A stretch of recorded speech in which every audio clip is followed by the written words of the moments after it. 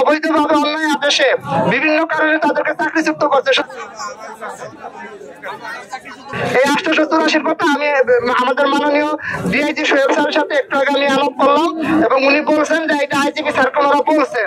তা আমার বক্তব্য হইল যে আমরা চাই আমরা যারা এখানে 2200 পুলিশের মতো আছি প্রায় বিভিন্ন ছোট ছোট কারণে আপনার ট্রেনিং সেন্টার থেকে শুরু করে Rajshahi police Sarda academy training সহ বাংলাদেশের যতগুলো ট্রেনিং সেন্টার আছে সকল ট্রেনিং সেন্টার থেকে বিগত সরকারের আমলে ছোট ছোট কারণ দেখায়া অবৈধভাবে অন্যায় আদেশে বিভিন্ন কারণে তাদেরকে চাকরিচ্যুত করছে। শুধু ট্রেনিং সেন্টারই না, পাসিং প্যারেডের পরে পিএসআই সময় অথবা তাদের কনফার্মেশন হয় নাই শিক্ষানবিষ্কারও করছে এবং শিক্ষানবিষ্কার চূড়ান্ত পর্যায়ে যাওয়ার পর কনফার্মেশন করার পর তাদের অবৈধ আদেশ এবং অন্যায় আদেশ আমরা প্রতিপালন না করার কারণে আমরা তাদের রোষানলে করি এবং বিভিন্ন কারণ দেখায় তারা আমাদেরকে ডিপার্টমেন্ট থেকে আমাদের আউট করে বহিষ্কার করে।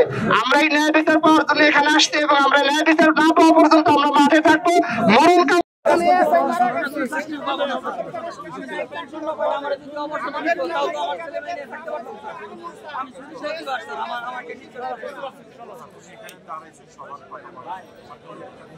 এরকম সবাই আছে স্যার, এরকম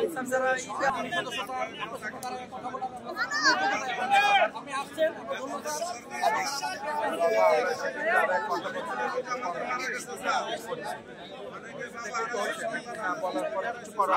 এটুকু বলে দেন আপনি যে কথা দিচ্ছেন এটা রাখবেন স্যার।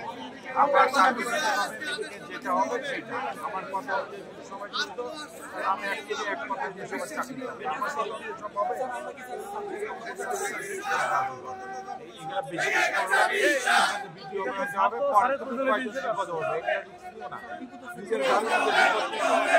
স্যারের বক্তব্য মানে কি আমাদের